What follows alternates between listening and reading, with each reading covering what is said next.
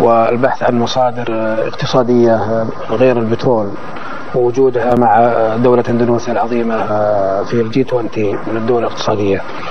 وجدت المملكة أنه الأفضل الاستثمار في الدول الإسلامية وتنمية الاقتصاد في الدول الإسلامية مجال اقتصادي جيد، وهناك استثمار ربما سمعتم عن استثمار وزارة شركة أرامكو مع برتامينا، وهناك مجالات كثيرة ربما تسمعونها إن شاء الله خلال الزيارة من توقيع اتفاقيات في جميع المجالات الاستثمارية والتعليمية والدينية إن شاء الله.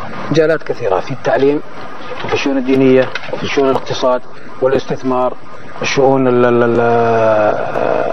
الثقافية، شؤون الحج، أيضا ربما إن شاء الله في الشؤون الأمنية، وسبق التوقيع على اتفاقية عسكرية ما زال العمل جاري فيها ولله الحمد.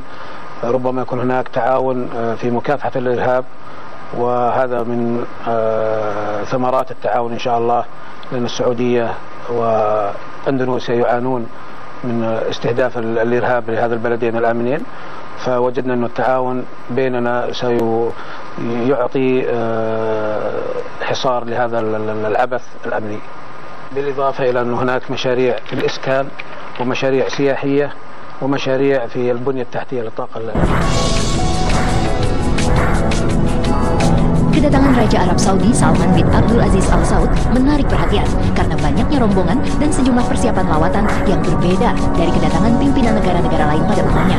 Dengan jumlah rombongan mencapai 1.500 orang, barang bawaan Raja Salman dan rombongan bahkan mencapai 20 pesawat atau 20 penerbangan, termasuk mobil Mercy khusus untuk membawa Raja Saudi tersebut.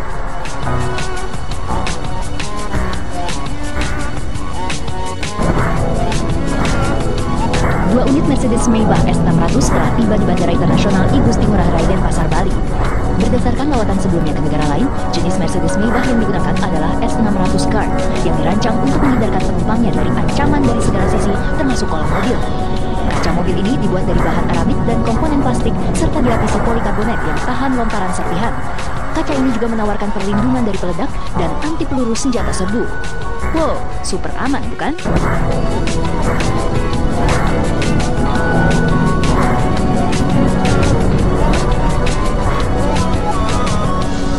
Jangankan fasilitas kendaraan, tangga pesawat pun khusus didatangkan dari Arab Saudi. Tangga tersebut berwarna putih dan berhiaskan kaligrafi emas di bagian atasnya. Tangga motorik tersebut memiliki fungsi yang sama dengan eskalator, sehingga sang raja tak perlu banyak-banyak melangkahkan kaki saat turun dari pesawat. Apalagi usia Raja Salman telah menginjak 81 tahun.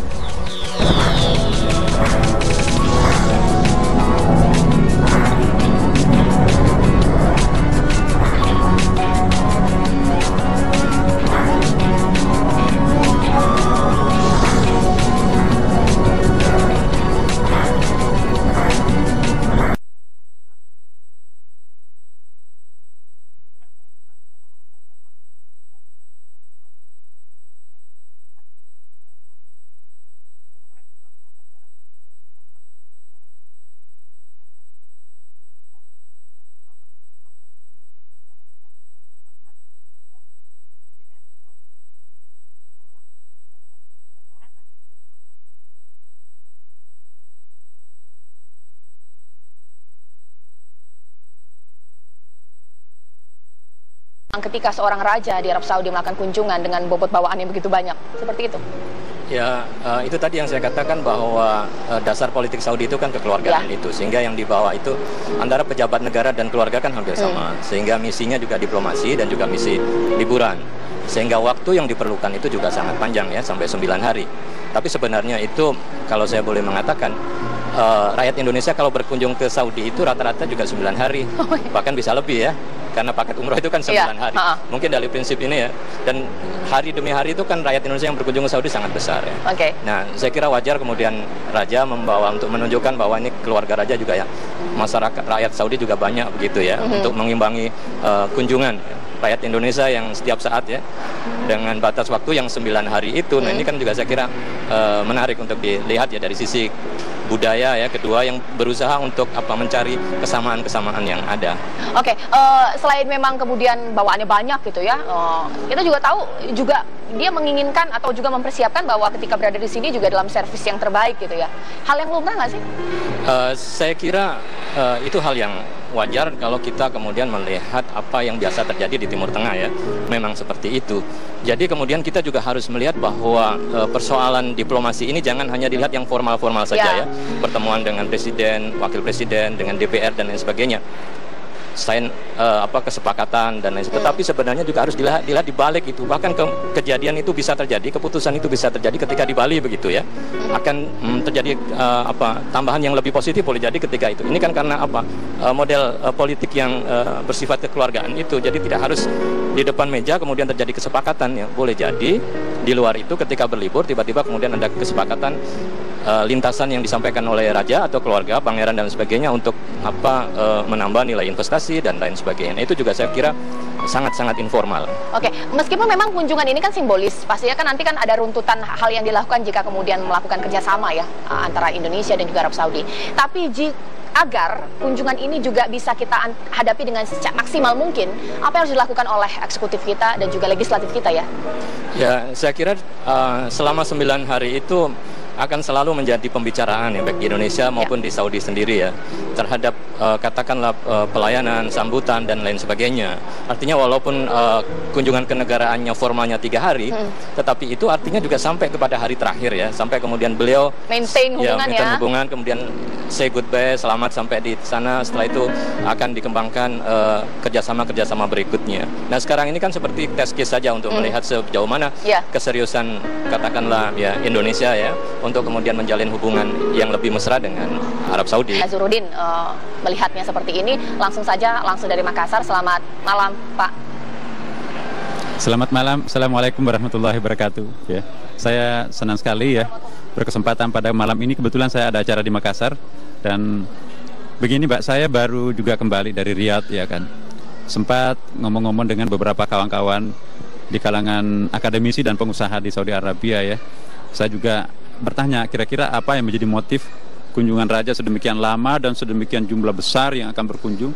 Kalau informasi terakhir itu bisa lebih dari 1.000 orang ya, bisa sampai 1.500 dengan kekuatan pesawat besar, lebar dan menengah itu sekitar lebih 10 pesawat ya kan. Nah kalau kita lihat hanya 3 negara muslim atau negara mayoritas muslim yang masuk dalam negara G20 yaitu pertama Indonesia, Saudi Arabia dan Turki. Nah, kita tahu seperti yang disampaikan tadi teman kita bahwa memang investasi Saudi Arabia itu di Eropa dan di Amerika itu cukup besar. Tapi sepertinya juga perkembangan terakhir ini banyak dari kalangan swasta Saudi Arabia dan kalangan pengusaha Timur Tengah yang lain merasa nggak nyaman dengan kehadiran presiden baru Amerika sekarang ini. Sehingga dengan demikian mereka mencari tempat mana kira-kira yang paling bagus untuk melakukan investasi. Nah, kalau kita hitung negara-negara muslim yang paling aman di seluruh dunia sekarang ini, ya kawan-kawan saya di Amerika itu ada beberapa Saudi Arabia di Riyadh itu kami ada seminar baru-baru ini. Mereka menyebutkan bahwa tempat yang paling aman sekarang ini adalah Indonesia. Bukan saja aman dari segi gangguan politik, keamanan dan sebagainya, tapi aman dari segi investasi karena mereka juga membaca angka-angka perkembangan pertumbuhan ekonomi Indonesia kan. Jadi mereka itu yang datang 1.500 orang itu adalah kalangan pengusaha. Saya kenal beberapa orang di antaranya dan itu anak-anak muda tapi itu Masya Allah itu memiliki uang yang sedemikian banyak. Dan mereka itu sangat tertarik untuk berinvestasi di Indonesia. Nah, jadi kunjungan Raja Saudi nanti besok ini, itu ada beberapa kesempatan yang betul-betul perlu kita manfaatkan, terutama dari para pengusaha. Pertama, karena kita tahu bahwa Raja Salman ini adalah hemat saya pribadi ya. Saya sedikit tahu tentang raja-raja yang pernah berkuasa di Saudi Arabia. Raja Salman ini termasuk salah seorang raja yang sangat moderat. Pandangan-pandangan politiknya pun juga sangat moderat. Makanya itu terjadi modernisasi di lingkungan universitas-universitas yang ada di Saudi Arabia. Kita tahu banyak pergantian rektor, kemudian juga banyak pergantian dekan-dekan, ketua-ketua jurusan bahkan. Dan mereka kekuatan raja sekarang ini memilih kira-kira siapa yang bisa membawa Saudi Arabia ke dalam suasana masyarakat modern. Jadi sering kita baca sekarang ini, wah ini kok Saudi Arabia ini mungkin krisis ekonomi. Enggak, terjadi semacam rasionalisasi manajemen pemerintahan Saudi sekarang ini. Jadi menerapkan apa yang disebut dengan penerapan pembangunan efisien dan efektif itu sekarang sedang terjadi di Saudi Arabia. Jadi potensi-potensi mereka itu dimanfaatkan untuk memperkembangkan ekonomi mereka. Nah terakhir untuk kita di Istiqlal juga selaku imam besar, ketika kami menerima tim advance mereka, ya salah seorang petinggi dari Saudi Arabia pada waktu itu, saya sendiri yang terima. Alhamdulillah, mereka juga sangat agak kesulitan untuk menerjemahkan bagaimana caranya nanti ini Raja Saudi ini harus mendaki ke lantai 2 Masjid Istiqlal. Nggak ada lift kita pada waktu itu. Lift yang ada itu hanya lift untuk penyandang cacat, itu lambat sekali naik ke lantai 2-nya. Terus saya ditanya, apakah bisa Istiqlal membangun sebuah lift? Saya bilang, insya Allah bisa. Akhirnya pada malam itu, sore pagi hari itu saya langsung ketemu dengan salah seorang pejabat kita. Terusan saya ingin sebutkan namanya di sini. Saya berterima kasih kepada Ibu Rini, ya Menteri BUMN. Ibu, kami akan kedatangan tamu, tapi liftnya Istiqlal ini belum ada. Nah, loh, ini kan waktunya sudah mepet ini Pak Nasar, apa bisa? Saya bilang terserah Ibu, kira-kira mungkin yang paling tahu tentang bisa atau tidaknya itu adalah tim Ibu nanti. Akhirnya Ibu dalam waktu yang sangat singkat berkomunikasi dengan seseorang. Kita butuh waktu 28 hari pada waktu itu. Akhirnya Ibu Rini mengatakan, insya Allah bisa Pak Nasar. Dan siang itu juga langsung timnya datang, kami terima. Dan kerjanya 24 jam. Subhanallah, dalam tempo tidak sampai 28 hari, baru 2 minggu dari hari ini, itu sudah bisa dipakai liftnya itu. Dan liftnya termasuk, ya bagus ya. Kami berterima kasih kepada Waskita Karya, ya. Kebetulan dirutnya itu adalah teman kita juga ya, jamaah kita. Alhamdulillah. Baik. Pada kesempatan ini juga saya berterima kasih kepada Waskita Karya. Di samping itu juga ada persiapan lain tentunya ya. Kita perbaharui semua karpet-karpet yang ada. Kemudian dalam waktu dekat ini juga akan ada dekorasi-dekorasi khusus lah di Masjid Istiqlal. Ya, bukan karena beliaunya akan datang, rajanya akan datang. Memang sudah sampai saatnya, seperti para pemirsa tahu. Ini kan kepemimpinan baru di Masjid Istiqlal, saya juga baru, dan teman-teman dari Badan Pelaksana pun juga baru.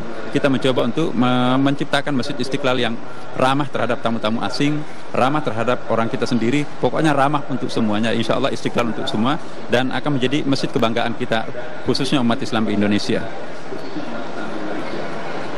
Baik Pak Nazarudin, nah dengan kunjungan ini, DPR sudah bersolek, Istiqlal juga sudah bersolek. Pertanyaan saya, apakah kunjungan atau lawatan ini juga bisa dinikmati oleh masyarakat kebanyakan pada saat kemudian kunjungan tersebut? Masyarakat awam boleh nggak sih kemudian melihat gitu, ikut menikmati kunjungan tersebut? Bagaimana Pak? Iya, kita tidak ada masalah. Kita nggak bisa melarang orang datang ke masjid siapapun, asal tujuannya untuk beribadah terutama ya kan. Dan kita pun juga di Istiqlal itu kan sudah ada sistem pengamanannya, jadi juga tentu sudah steril ya. Teman-teman juga dari Pas Pampres itu sudah sangat siap untuk. Dan yang jadi tantangan kami sekarang ini, terlalu banyak yang meminta kami, grup-grup pengajian, grup-grup jamaah dari masjid-masjid lain, ingin sekali menjadi jamaah Masjid Istiqlal, ingin hadir menyaksikan Raja Saudi di Istiqlal. Baru tadi ini pucuk pimpinan Muslimat Nahdlatul Ulama itu mau membawa masanya ke Istiqlal dalam rangka ikut serta menjemput Raja Saudi. Ya, jadi saya katakan kami akan berkoordinasi dari segi waktu dan dari segi pengamanan dan dari segi sistem nanti, bagaimana supaya nanti kehadiran Raja kita ini mungkin tidak terlalu terusik dengan sebuah sistem yang tidak dipersiapkan. Jadi kami ingin mencoba untuk melakukan koordinasi dengan semua pihak, terutama pihak kami internal Masjid Istiqlal. Bagaimana kehadiran jamaah-jamaah itu nanti, satu sisi mereka bisa menyaksikan tamu yang sudah lama memang ditunggu-tunggu oleh mereka, tapi pada sisi lain tamu kita yang datang ini juga tidak terusik dengan adanya pengaturan yang kurang pas ya. Jadi kami tentu akan berkoordinasi dengan semua pihak, terutama pihak keamanan di Istiqlal dan juga aparat Pas Pampres ya. Insya Allah segalanya kami akan lakukan. Tapi poin saya pribadi menganggap bahwa semakin banyak jamaah yang bisa hadir di Masjid Istiqlal dalam rangka ada tamu seperti itu saya kira menurut saya bagus ya. Yang penting keamanan, kerapian dan ketertiban itu mungkin juga perlu kita lakukan. Apalagi besok itu kan bukan hari Jumat ya kan. Jadi laki-laki dan perempuan bisa sama-sama hadir di masjid di ruang utama Masjid Istiqlal. Kalau hari Jumat ya itu lantai utamanya hanya untuk laki-laki, perempuannya di atas. Nah, insya Allah direncanakan Raja Saudi besok ini, ya kepastiannya belum persisnya seperti apa manualnya kami belum terima, tapi rencananya akan sholat tahiyat masjid, ya. Kemudian melihat dan mungkin juga unsur pimpinan Istiqlal dan juga terutama dalam hal ini Kementerian Agama selaku penanggung jawab Masjid Istiqlal itu, tentu kami juga akan menunggu petunjuk-petunjuk dari Pak Menteri Agama dalam hal ini. berikan dampak positif secara politik atau juga ekonomi. Tadi kan sudah sempat dibilang, nggak punya teman mungkin di Arab, mungkin cari temannya di negara-negara Asia, khususnya Indonesia gitu ya. Kuota haji salah satu yang kita harapkan ini menjadi lebih clear deh ya, seperti itu. Ya, saya kira sebenarnya persoalan kuota haji itu kan dari sisi kepentingan nasional itu adalah sebenarnya nomor sekian. Karena yang utama kan adalah bagaimana kemudian membangun ya hubungan dengan Arab Saudi, kemudian menempatkan prioritas ekonomi ini pada nomor satu.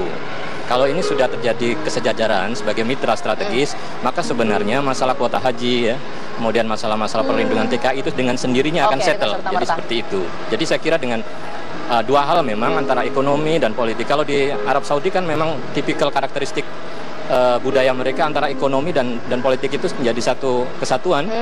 Pemegang kekuasaan ekonomi adalah keluarga raja, kekuasaan politik juga keluarga raja.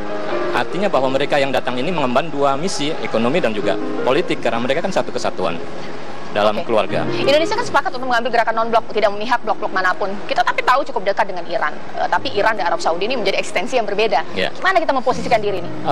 Jadi kita kemudian, tadi kita bicara masalah ekonomi ya. Kemudian sekarang kita bicara tentang bagaimana kondisi politik regional ya. Kalau kita ketahui kondisi terakhir memang Iran sedang ekspansif ya. Kekuatannya cukup kuat. Kemudian dibantu oleh Rusia ya, yang sedang bangkit ya, masuk ke wilayah-wilayah di Timur Tengah. Sementara Saudi yang memiliki teman setia Amerika, sebenarnya kan Amerika pada pemerintahan Trump ini mulai menarik diri.